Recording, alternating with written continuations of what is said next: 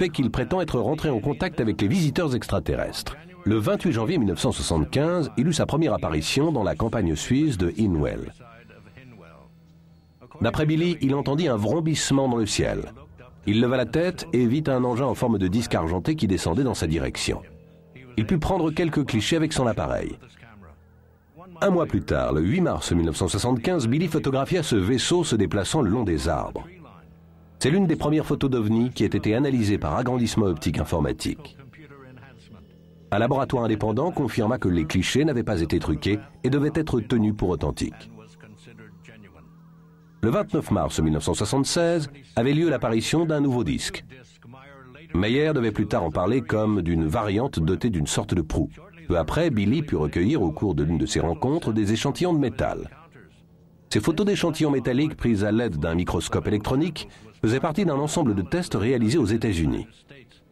Deux laboratoires confirmèrent indépendamment que la combinaison des métaux avait été réalisée de manière très complexe, par fusion à froid, et que cela ne pouvait avoir été fait ici sur Terre.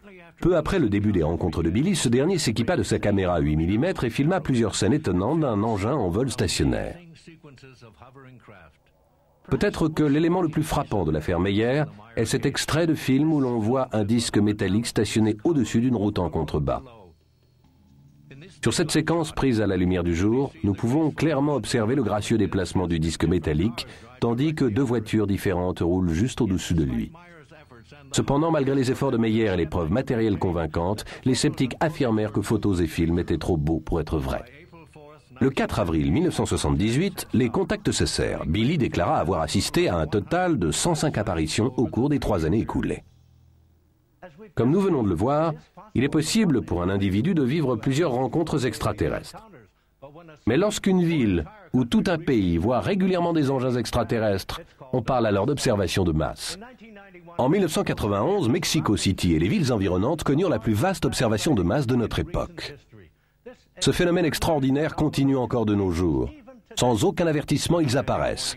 Le 11 juillet 1991, la ville la plus peuplée du monde fut prise au dépourvu. C'était le jour d'une éclipse solaire et de très nombreuses caméras filmaient le ciel. Soudain, sorti de nulle part, un engin en forme de disque apparut et stationna au-dessus de la ville durant presque 1 heure. Son apparition marqua le début de la plus spectaculaire observation de masse que l'on connaisse. Guillermo Arriguin de Mexico City fut le premier à présenter son film. Sur l'agrandissement des images de ce film, on voit clairement le mouvement de rotation du disque métallique. Au même moment, quelques 130 km plus loin, à Puebla, un caméraman tourna ce film d'un engin presque identique. Un agrandissement par écran divisé révèle les étonnantes similitudes des deux engins. Un autre témoin filma cet ovni pendant l'observation de masse. L'agrandissement par ordinateur révèle d'autres détails de l'appareil. Ce film fut réalisé en vidéo dans le secteur nord-est de Mexico City. L'agrandissement révèle une sorte de bouclier animé de pulsations dans la partie inférieure de l'engin. Miguel Torres filma ce disque tandis qu'il se déplaçait au-dessus du centre de la ville. Sur l'agrandissement, on peut clairement voir une effluve électrique ou un jet de lumière colorée au bas de l'appareil. Sur les 2000 heures de vidéos tournées, seuls ces 6-là furent choisis pour analyse comparative. Toutes montrèrent le même disque métallique photographié en divers endroits de la ville. David Froning, expert en propulsion par champ d'énergie, fut amené à analyser ce film. On peut relever le fait qu'il s'agit probablement d'une structure proche du métal, car on peut voir des reflets sur les bords. Le phénomène que vous observez ici semble indiquer un véritable système de propulsion par champ d'énergie. Je dois ajouter que nous ne savons pas à l'heure actuelle comment mettre au point un véritable système de propulsion par champ d'énergie. Sans ce détail, ce serait beaucoup moins spectaculaire. Les jours qui suivirent cette éclipse, les apparitions se multiplièrent.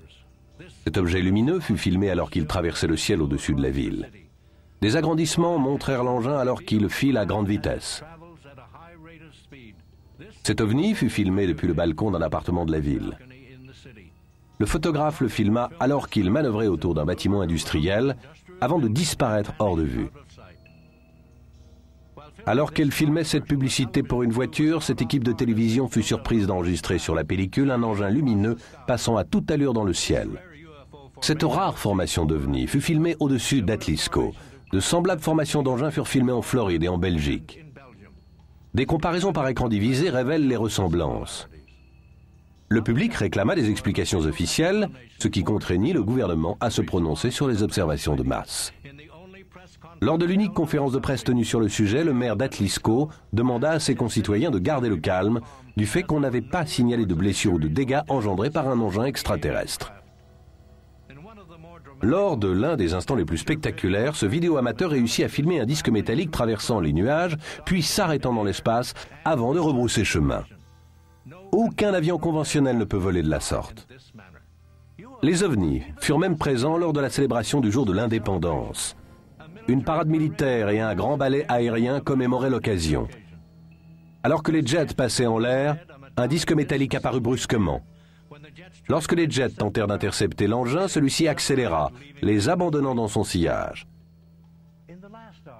Au cours de l'heure qui vient de s'écouler, nous vous avons montré des photographies, des extraits de films, des enregistrements vidéo, des dossiers officiels, des témoignages d'experts portant sur l'un des plus grands mystères de notre époque. Les preuves sont accablantes.